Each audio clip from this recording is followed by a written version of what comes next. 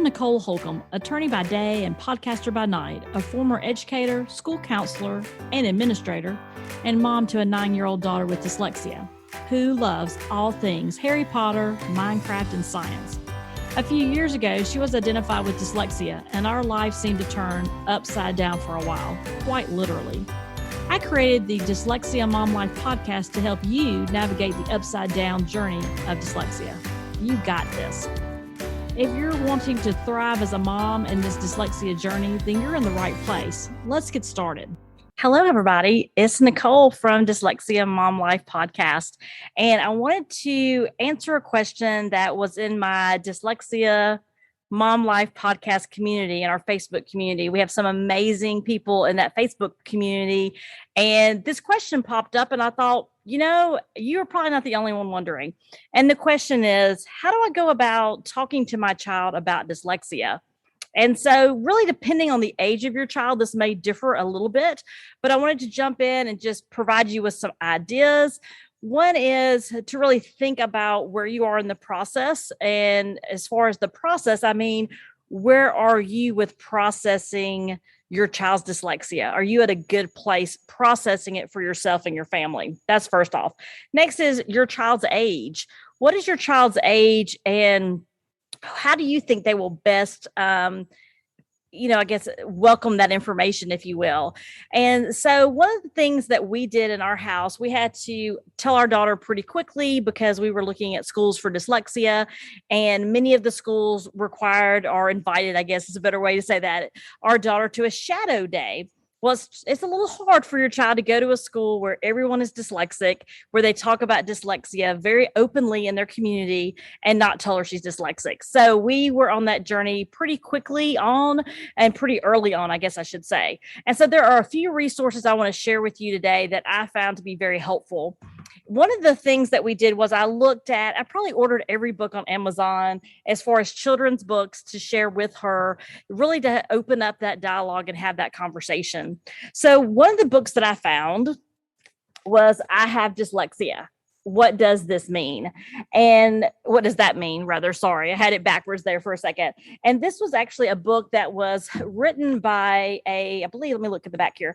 Yeah, written by a certified dyslexia testing specialist, and she actually owns her own business now. Shelly does. And then this is actually a book that she wrote for her daughter, and it really does step through page by page talking about what does it mean for her daughter. She introduces her the student at the very beginning, the child at the very beginning of the book. I would say this is for a younger elementary child. The artwork is very good throughout the book. She also talks about in kindergarten what her child struggled with. And so this book kind of walks you through those processes. It also walks you through, when things aren't going well, right? Like here's the child getting a poor grade in school and how that makes her feel. And then it walks through homework. And then you finally get to the part where it talks about tutoring, talks about different ways that she's gifted as far as things that she does well. She enjoys riding her horse. And then it talks about, that she is smart and talented in her own way. And it shows toward the end of the book, the little girl being, happy because she's finally figured out how she best learns. And then at the very end, she says, I'm dyslexic and I'm special. So she also at the very end of the book has what is dyslexia, and she has some specific symptoms and resources there. And so if you're looking for a book for a younger elementary child, this could be a really good option. Again, is I Have Dyslexia. What does that mean? By Shelley Ball Dannenberg. And I'll link all these books to the website for you to find. Another book that I found was Tom's Special Talent. And this is actually a series of stories about different children, but this particular story is about a boy who is dyslexic. And as you see here at the very beginning, his name is Tom, and it talks about his journey through dyslexia. Again, very good illustrations. The good thing about Tom is if you have a boy who is struggling with dyslexia, he might not want to read a book for a girl, right? Although it doesn't matter as far as boys or girls, but sometimes if you're trying to find something that your child identifies with, he might be more, identify with another boy. And it talks about, him reading in class and how that was a struggle. And the book really again, like the other one, takes you through his journeys, how he is gifted in other areas, singing and playing ball and things he enjoys doing. You can see all that there. And it talks about his teachers. And, it talks about how he works really hard. He has really struggled through these different pieces of his life. And what's really cool, too, at the very end is your special story page. So your child can actually draw a picture of himself or herself. It even gives you some notes here about what can you do as a grown-up with this book, and then how to actually use this book with your child. So the author, Kate Gaynor, I think is how you say her name, she provides some pieces there. And she talks about Dyslexia Association in Ireland. And so I would imagine that's where she is from. But her book is very good regardless of where she is from. The story is very helpful to children who are trying to figure out what does it mean to be dyslexic. And so this particular story, again, is Tom's Special Talent. And it is a book specifically about his talents and his struggles with dyslexia. And like I said earlier, the illustrations are really nice in this book as well. And before I move on, I just want to say how I chose the best book was literally I bought all of them that I could find for children and I read through them all. And there are a couple others that I don't think I've pulled out here today, but these were the couple that I had handy that I have read multiple times that I do feel like are great for children, especially younger children. And you have to kind of figure out what you think would be the best messaging for your child. I know several of the books talked more about your child maybe from like a special needs language. I didn't really care for some of that language. So I looked for very specific language as it was best for our family. And so I would definitely recommend that. And then Andrea Harris is an amazing author. She has Magnificent Meg, and Magnificent Meg talks all about, how to encourage your child. It actually walks you through Meg's experiences as a child struggling with reading.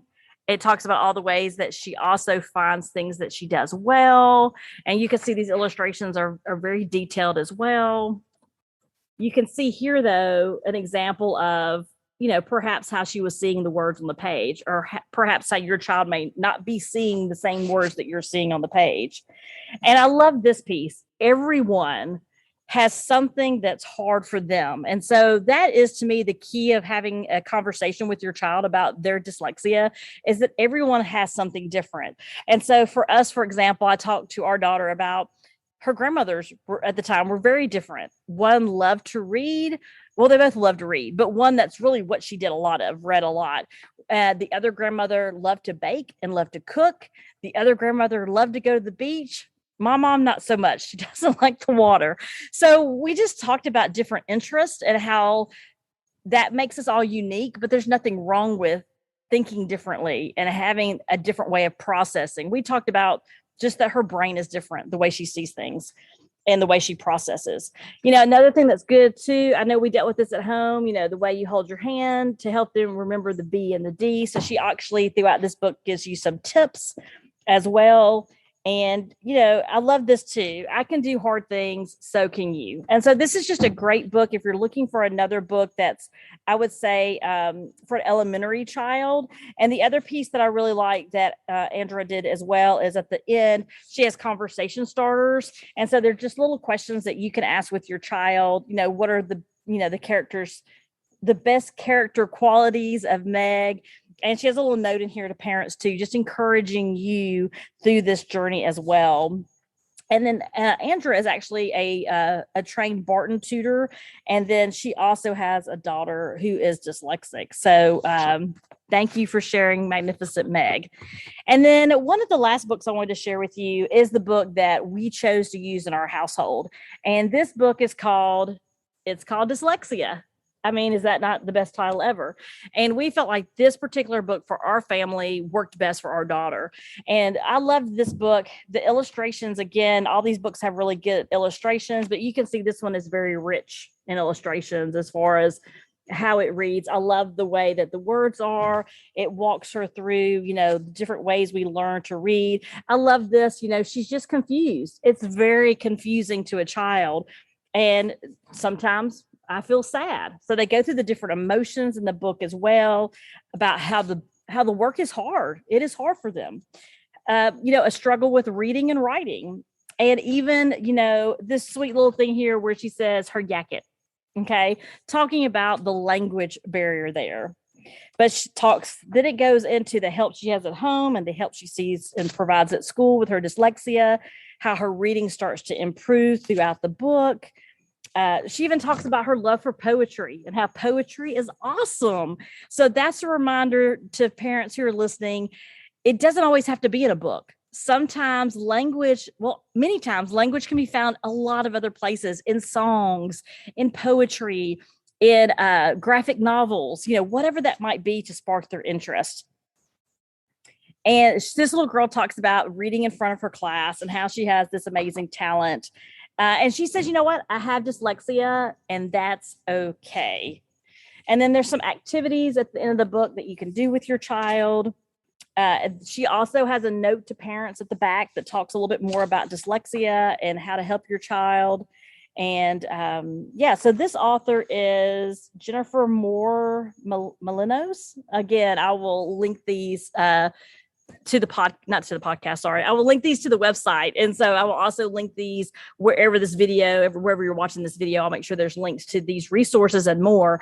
And another book that I found that was really good, and I think I only have it on the Kindle right now, and I don't know if you'll be able to see it since I'm outside, but I did pull it up. So I can show it to you. And let's see I don't know if you'll be able to see it. It is called A Fish in a Tree. It's not great there, but you see a little bit? Fish in a Tree. And I love this book because it's more of a middle school, maybe late elementary, middle school book.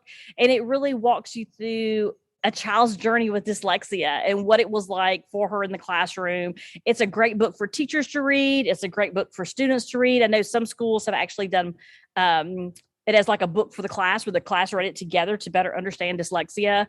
One of the things that we really talked about with our daughter was not only the different interests that people have and different strengths, but one of the things that we found is it was like a huge weight lifted off of her shoulders when she knew, I can put a name to this. I'm dyslexic. And it's funny, a while ago, she was helping me find the books to share with you today. And she said, I can remember telling my cousin, and she thought dyslexia was a disease. So yeah, it is not the best terminology as far as the word itself, but for children to understand that dyslexia is not necessarily, it's not a bad word. It's not a bad thing. It's not a disease. It really is just their brain processes differently, and their brain, is amazing. And so we talked about with her, for example, we talked to her about, we have iPads in our house, Steve Jobs invented Apple, he invented of many things at Apple. And we talked about how he was dyslexic. Walt Disney was dyslexic.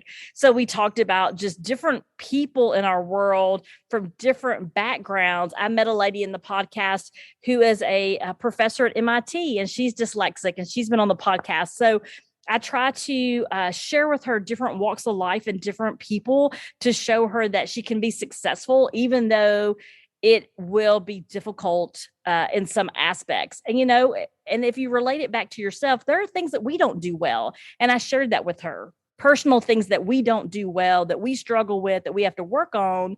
So that way she can understand it's okay. Right.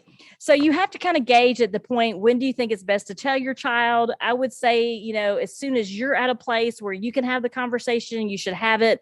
Our Orton Gillingham tutor told us early on, I think she's ready. This was in first grade, guys, first grade.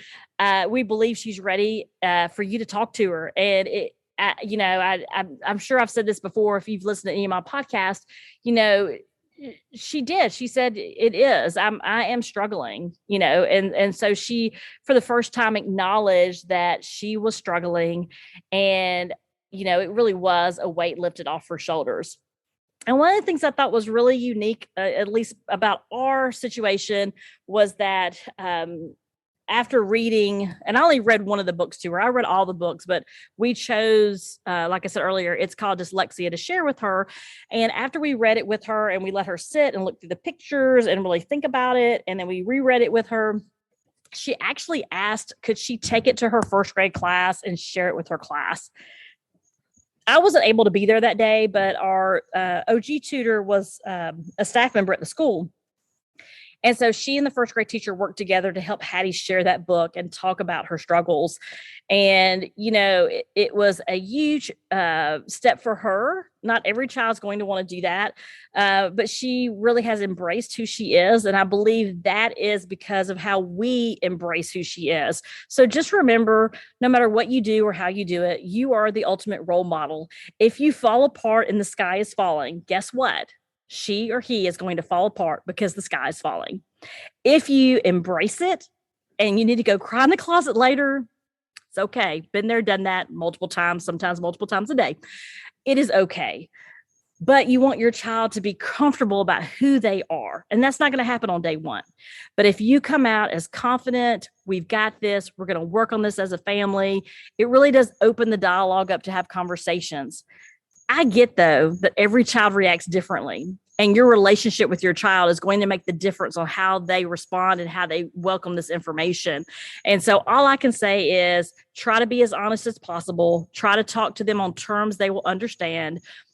Be, realistic, right? Like, this is going to be a struggle. We are going to work through this as a family. You've been going to tutoring, or we're going to start tutoring. Start describing the things that you're doing in an effort to help him or her improve. And once they understand that, that really does open up a world of conversation. So I wish the best for you. I know you're going to do a fantastic job having these conversations, and please brace yourself. It's not going to be a one and done conversation. We just last year started talking about dysgraphia in our house, and I missed the boat on that. I thought, well, we didn't really like when we had the dyslexia talk, we sat down and had a whole conversation. She overheard me talking about dysgraphia. She's like, so I'm dysgraphic? And I was like, yeah. She's like, you didn't tell me? And I'm like, well, it kind of fell under the whole dyslexia, And so then last year in fourth grade, we had a whole conversation about what does dysgraphia mean? Is that why it takes me longer in class? Is that why, I'm the last one to finish in math? And so we had a lot of conversations. So just know this is the beginning of the conversation and the beginning of your journey as a family. And you know what? You got this. Okay. I know you do. You got this. And if you need any questions or support, please feel free to send me a message on wherever you're seeing this. And again, we have a fantastic group over in the Facebook group, Dyslexia Mom Life podcast community. I have to be honest, I'm kind of have a love-hate relationship with Facebook, but I will do my very best. I have lots of people that are in there that give support, and a lot of people that let me know when people are posting and needing feedback. So I just want to say again, thank you to Kristen for sharing your daughter's second grade journey with us. And thank you for, putting this on my mind so that I can share this important topic with everyone. All right, you got this.